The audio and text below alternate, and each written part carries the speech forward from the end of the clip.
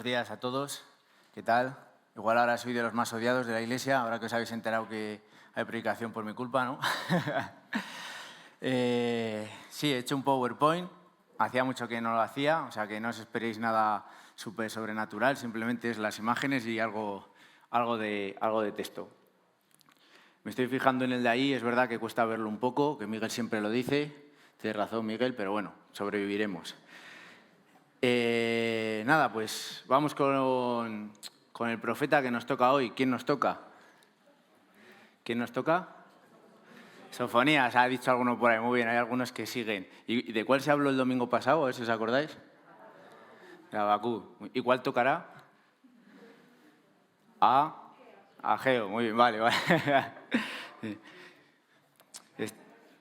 Bueno, pues ya prácticamente estamos acabando.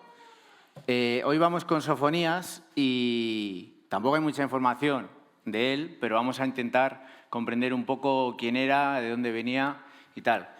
Es un profeta menor, como ya sabéis, que sea menor significa pues, que su obra no es muy extensa, en este caso solo 3 capítulos, o sea que es bastante menor, ¿vale? Eso no quiere decir que la charla vaya a ser breve, bueno, igual sí, ¿vale? Veremos a ver. Lo habías cambiado tú, ¿no, Micaela? Ha cambiado, vale, nada. Que otra cosa importante de Sofonías es el nombre. El nombre significa Dios esconde o escondido por Dios. ¿Qué quiere decir este nombre? Pues que sus padres cierto respeto por Dios, o por lo menos conocían, ¿no? Conocían de Dios. Si no, no pones a tu nombre Sofonías, ¿no? Si no conoces a Dios, pues no pondrías un nombre que mete a Dios, ¿no? Igual había nombres más molones, ¿no? Para la época, igual ¿cómo es? Nabucodonosor. Claro, es que yo me estaba quedando con la abreviatura que sería Nabu, igual molaría más para el colegio. Jeroboam también era conocido en la época, podía ser Jero, tal.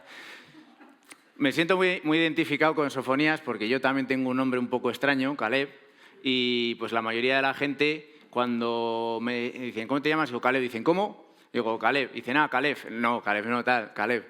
Y ya piensan, pues es nombre árabe y tal. Digo, no, viene de la Biblia. Y ya empiezan a pensar, ostras, pues es muy rebuscado, probablemente sus padres o son cristianos o muy raros. Entonces, Sofonías también vivía en un mundo en el que su propio nombre está dando a entender que su familia y que él pues conocían a Dios. Además, Sofonías se piensa que era de la familia real, pero claro, era no descendiente directo en el sentido de para poder ser rey, pero era bisnieto de Ezequías. Era una especie de Froilán, para que os hagáis una idea, ¿vale? ¿Sabéis quién es Froilán, no? Sería el primo mayor de las infantas, el más malote. Pues ese rollo sería Sofonías, ¿vale? Vale, sabemos un poco de Sofonías, vamos a ver un poco de sus parientes, ¿vale? He puesto Ezequías para que os hagáis una idea, no era así, ¿vale? Pues acaso, pero para que les distingáis. Ezequías fue uno de los mejores reyes que tuvo Judá, ¿vale? Entonces, por eso la asociamos ahí a Mufasa. Fue de los que restauró el templo, eliminó imágenes, cultó a otros dioses, y una cosa muy importante que hizo fue que acogió a refugiados del Reino del Norte cuando Asiria lo destruyó. Pero bueno, luego hablaremos un poco más de eso. Este era el bisabuelo de Sofonías. Después viene Manasés. Manasés es todo lo contrario. El peor rey quizás que pudo tener Judá, ¿vale? La imagen lo refleja. De hecho, se piensa que el profeta Isaías murió porque Manasés mandó que lo aserrasen por la mitad. Aparte de Isaías, también perseguía a otros profetas y todo lo que había hecho Ezequías pues lo destruyó y volvió a adorar a otros dioses, a hacer matanzas, vamos, de los peores. Todo lo que los profetas han estado denunciando todos estos días que hemos visto, pues Manasés lo hacía. Entre Manasés y Josías hay otro rey que es Amón, pero no le mencionamos porque no es relevante para la historia, y Josías ya sí, porque la labor profética de Sofonías la hizo durante el reinado de Josías. Josías, como veis, empezó a reinar siendo niño, con 8 años, pero cuando se hizo mayor descubrió en el templo unos manuscritos que se piensa que es Deuteronomio. Cuando se encontraron se dieron cuenta de que no estaban cumpliendo absolutamente nada de lo que ponía ahí y seguramente también, gracias a la influencia de Sofonías, empezaron una reforma religiosa y fue un rey más parecido a Ezequías, un buen rey. Vale. Estamos haciendo mucha historia, pero vamos a hacer aún más, ¿vale? Para que sabemos un poco de la historia de Sofonías, sabemos de sus reyes más cercanos, pero vamos a ver cómo estaba Israel. Vale, Israel en este momento, en el reinado ya de Josías, ya no era para nada lo que fue. Tuvo su esplendor con David y con Salomón. Después de Salomón, ¿qué pasó? Ya en la última época de Salomón empezó a ser un rey bastante duro. Subió mucho los impuestos, obligaba a trabajos forzados, daba latigazos a su pueblo, pero era Salomón, tenía como mucho respeto, era conocido, pues en el mundo que ellos conocían, Salomón era alguien importante. Cuando llegó su hijo, su descendiente, bueno, su hijo, sabéis que tuvo muchísimos hijos, pues debieron elegir al menos apropiado para el cargo, a ese eligieron, a Roboam. Y pues cuando llegó Roboam, el pueblo dijeron, joder, pues es nuestra oportunidad, Roboam, por favor, sé mejor rey que Salomón al final, ayúdanos, baja un poco los impuestos, no nos azotes, por favor, aunque sea un rey que no nos azote. Roboam lo pensó y dijo, bueno, voy a ver qué me aconsejan. ¿Y qué suelen hacer los políticos cuando hay elecciones, cuando la gente les tiene que elegir? Pues suelen bajar impuestos, suelen poner buena cara y tal. Y es lo que le aconsejaron hacer. Pero Roboam pensó, no, tengo que mostrarme duro, y lo que les dijo es, el menor dedo de los míos es más grueso que los lomos de mi padre. Ahora pues, mi padre os cargó de pesado yugo, mas yo añadiré a vuestro yugo, mi padre os castigó con azotes, mas yo os castigaré con escorpiones. ¿Qué hizo? Flipárselo, ¿no? Dijo, bueno, me habéis pedido que os trate mejor, os voy a tratar aún peor. ¿Qué pasó? Pues que le largaron. Al final dijeron las tribus de Israel, dijeron, nosotros no tenemos nada que ver con la casa de David, no te debemos nada. Entonces hubo 10 tribus que formaron el reino del norte y 2 tribus que formaron el reino del sur, Judá y Benjamín. El reino del sur es donde se quedó Roboam. Vale, vamos a ver, ahora centrarnos un poco. Esto pasó, yo aquí casi no veo nada, pero bueno, imagino que vosotros veis algo. Bueno, como si veis, los nombres que están en azul son cuando estaban unidos, ¿vale? Cuando el reino de Israel estaba unido. Los que están en verde son los de Judá y los que están en rojo son los de Israel. Si os fijáis, nosotros ya estamos casi en la parte final de los nombres verdes, ¿vale? Abajo del todo, antes de que se bifurquen 3, pone Josías. Vale. Entonces, ¿cómo estaba la situación respecto a Israel? Cuando con Ezequías, el reino de Asiria ya había destruido el reino del norte, ¿vale? Lo que hemos dicho, las 10 tribus de Israel ya habían sido destruidas por Asiria. Ezequías, que fue un buen rey, acogió a gente de ese reino, les acogió como refugiados, pero muchos de ese reino también se tuvieron que ir a otros lugares y gente de otros lugares, de otras nacionalidades que Asiria había conquistado, les llevaron allí, a Samaria. Y me ha parecido curioso ver que de ahí salen los samaritanos. ¿Qué pasó? Que como se juntaron muchas nacionalidades en Samaria junto con los hebreos, se hizo una especie de pseudocultura de religión distinta a la que traían los hebreos, y 600 años después todavía les tenían manía pues los que vivían con Jesús, porque eran distintos, ¿no? Les trataban con cierto racismo y de ahí viene la parábola del buen samaritano y tal. Dato curioso, ¿vale? No es relevante para la historia, pero me parecía interesante. Luego Manasés hizo las cosas mal y Asiria no les había destruido, pero ya dependían de ellos, ¿vale? Ya les daban impuestos a Asiria y ya en cierta manera les gobernaban. Y con Josías, Asiria ya no era el problema, pero se estaba levantando un nuevo imperio que era el de Babilonia. Entonces había un riesgo muy grande de que fuesen arrasados. Vale. hasta aquí acabamos con la historia. No sé si lo he explicado más o menos bien. La mayoría seguramente ya lo controlabais. Para los que no, pues espero que os haya servido para entender un poco más por qué Sofonías dio el mensaje que dio, ¿vale? ¿Cuál es el mensaje de Sofonías? Se puede resumir, no resumir, pero el titular podría ser que les va a caer una buena, ¿vale? Que a ellos y a todos los demás, el mundo entero, se las iba a ver con Dios.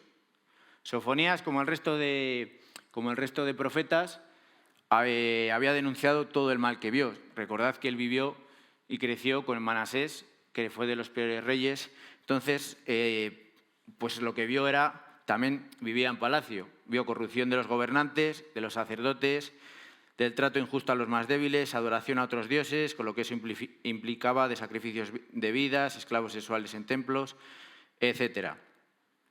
Como sabéis, los profetas constantemente habían estado avisando de que si se alejaban de Dios iba a venir un día que se haría justicia.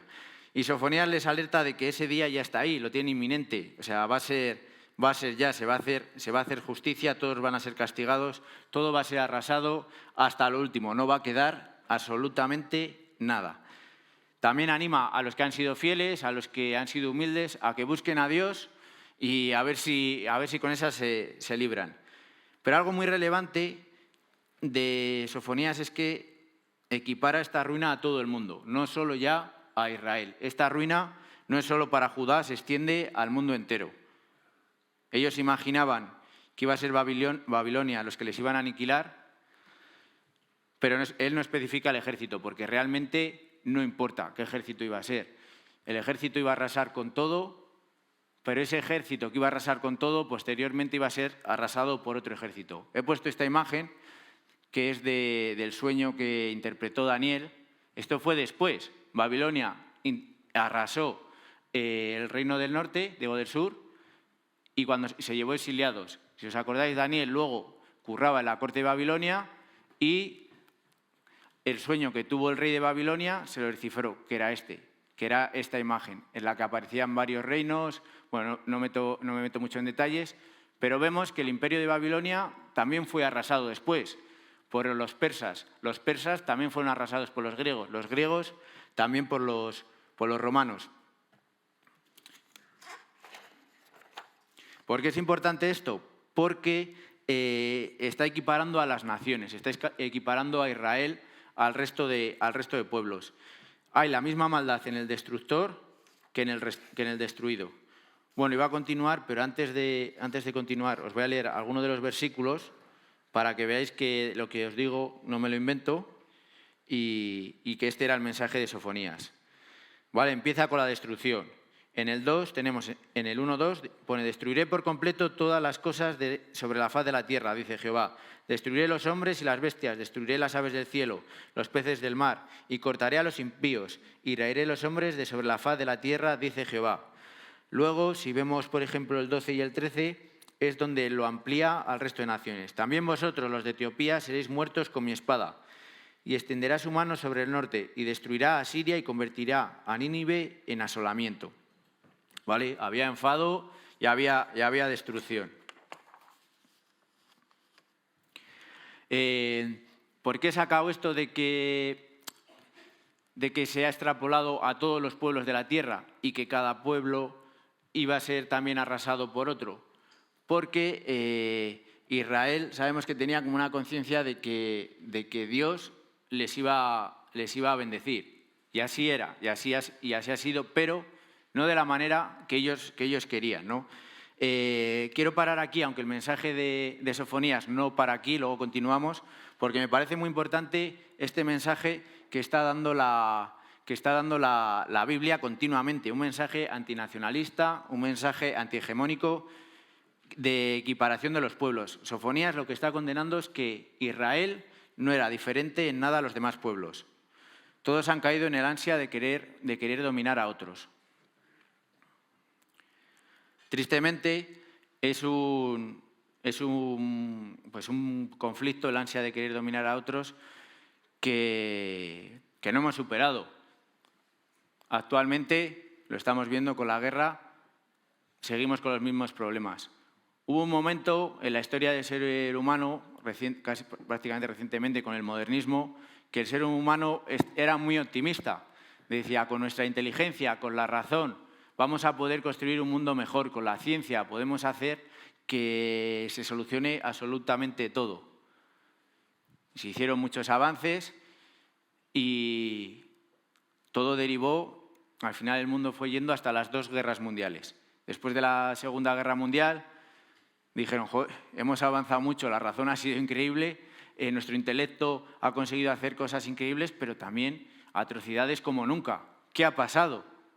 O sea, ¿dónde estaba ese mundo que íbamos a conseguir hacer mejor con nuestra capacidad? Y ahora estamos en la época del posmodernismo, en el que ya no tenemos esa esperanza en nosotros mismos, tampoco en la fe, y es como de decir, pues vive, disfruta, haz lo que puedas porque este mundo es lo que es y ya está. No hay como ese optimismo de que se va a hacer las cosas bien.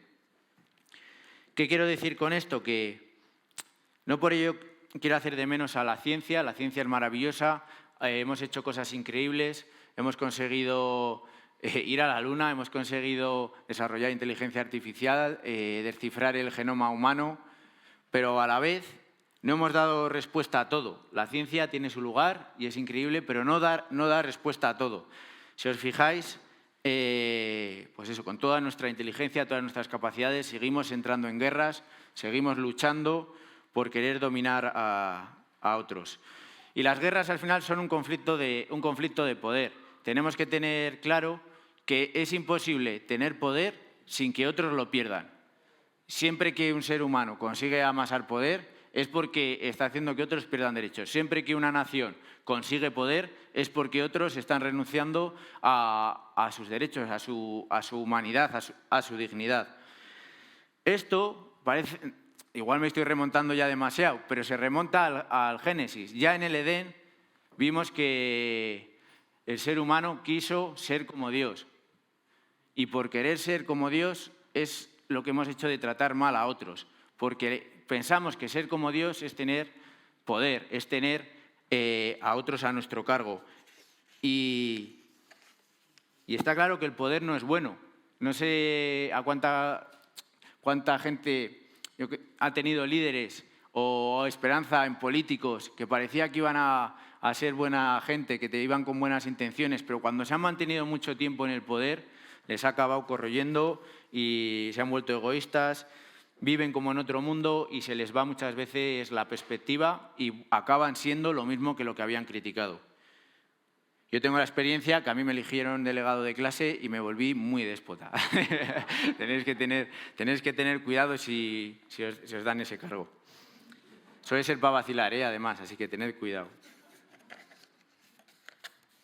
A ver, que me he olvidado un poco de las diapositivas. Pues es que no veo nada. A ver. Ah, vale. Vale.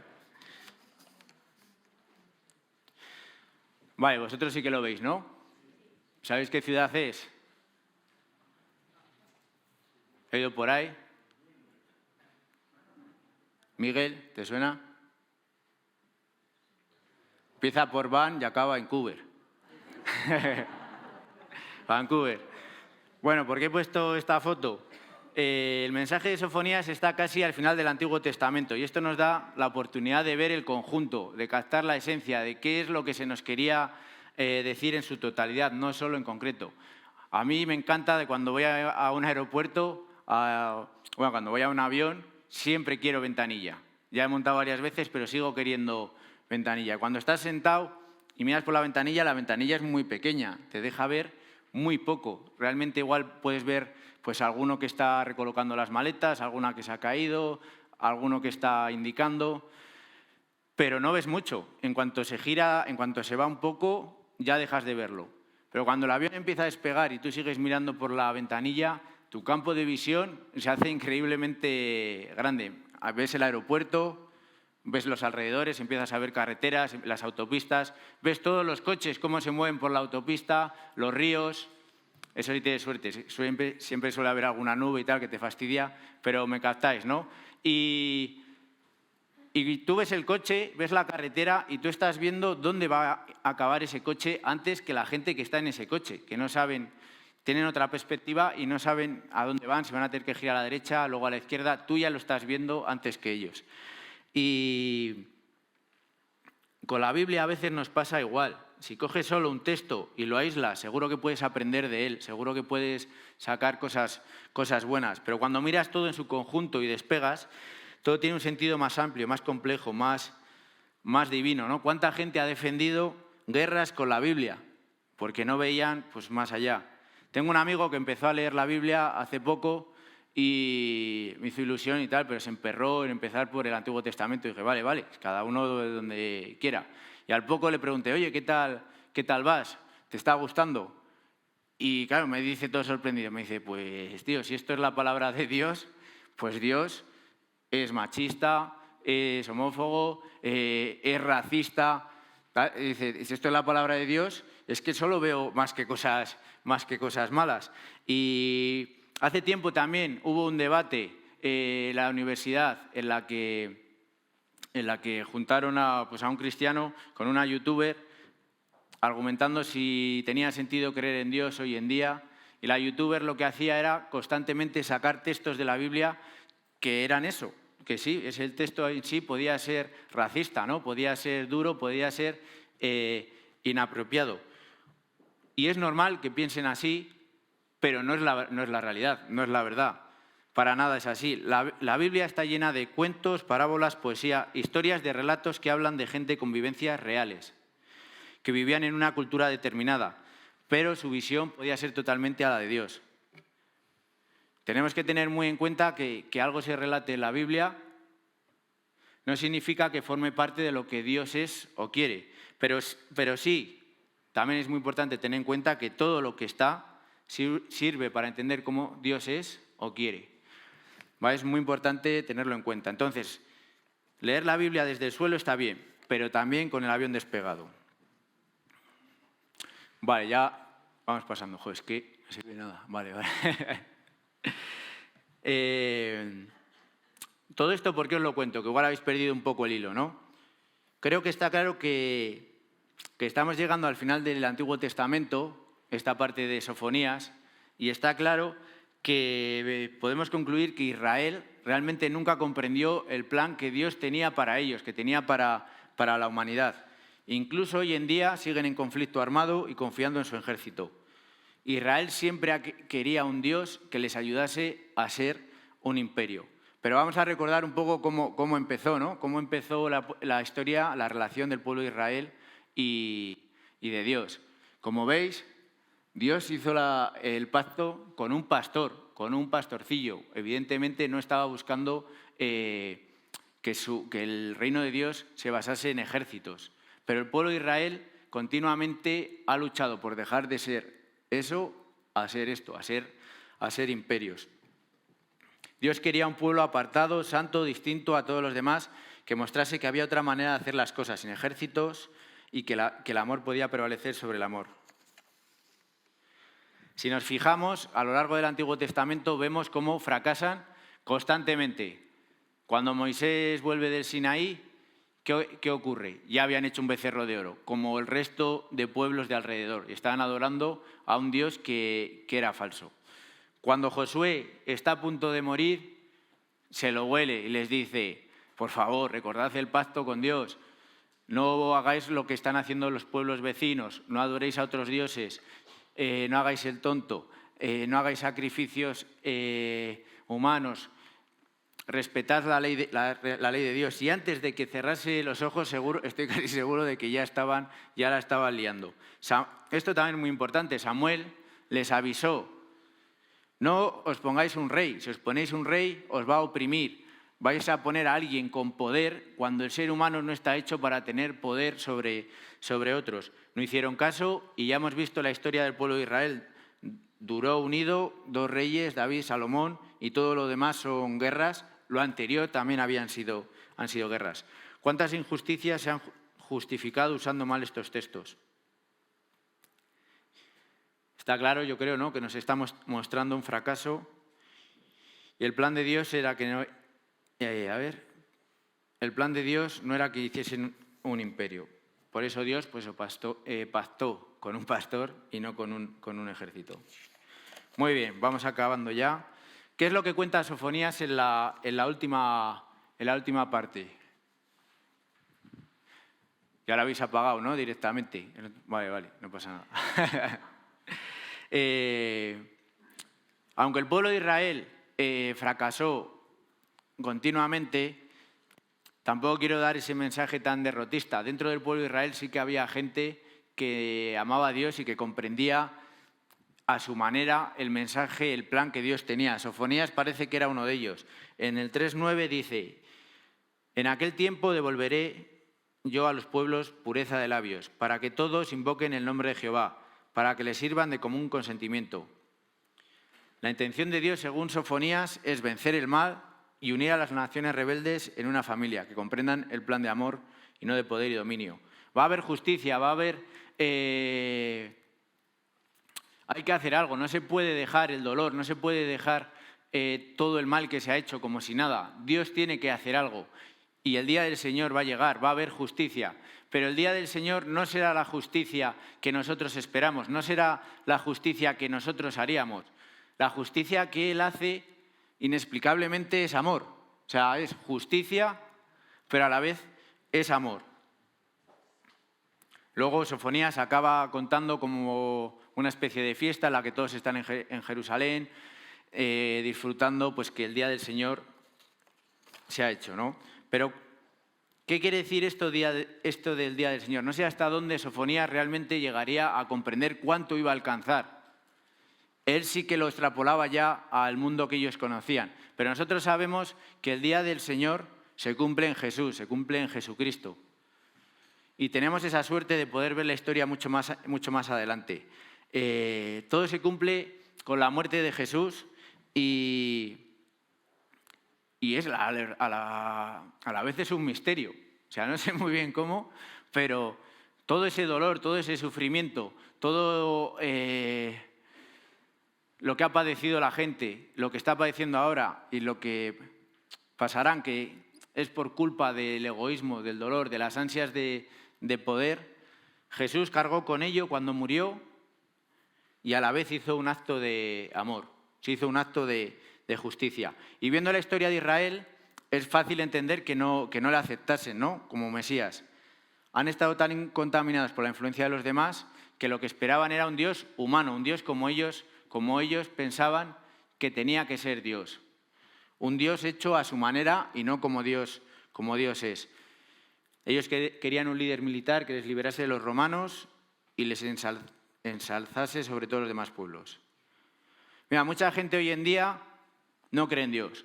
Es la realidad, ¿no? Mucha gente no cree en Dios.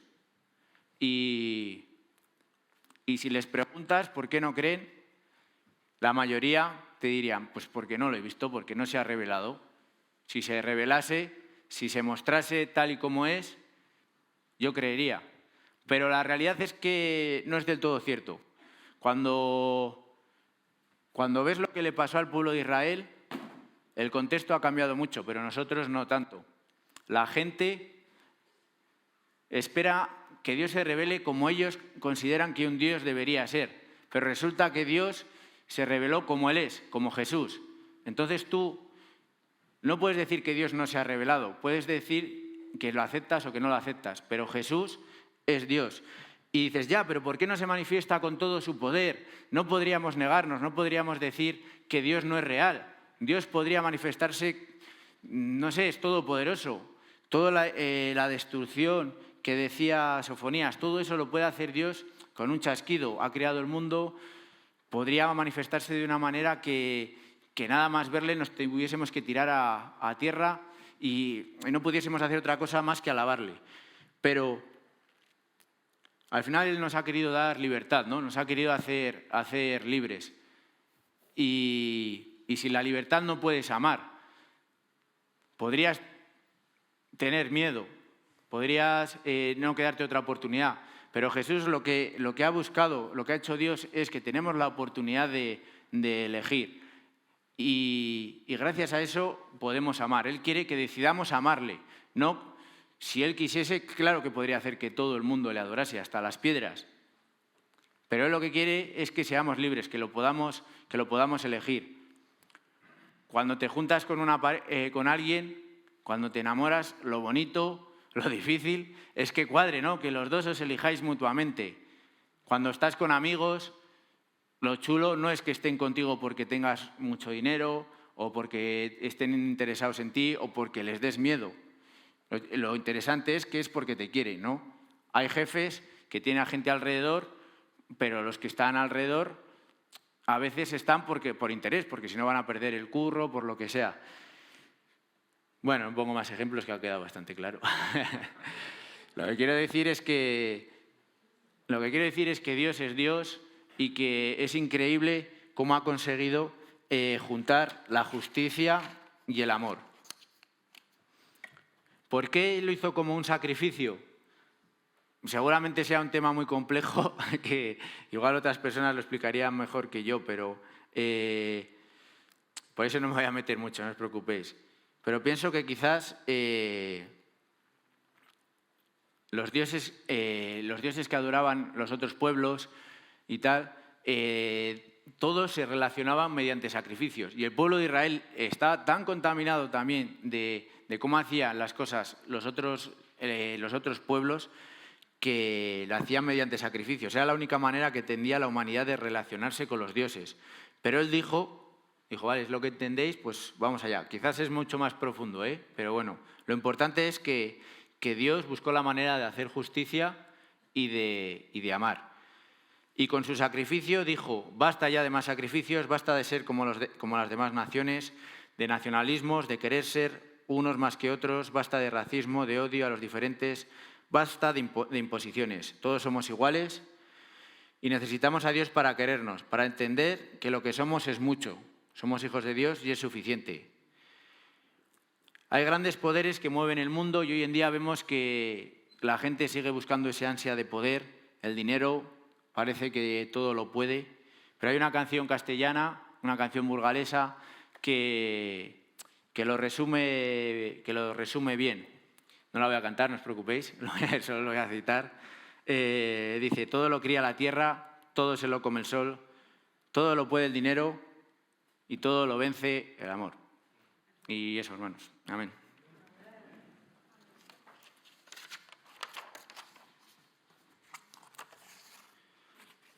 Bueno, voy con la segunda parte. No.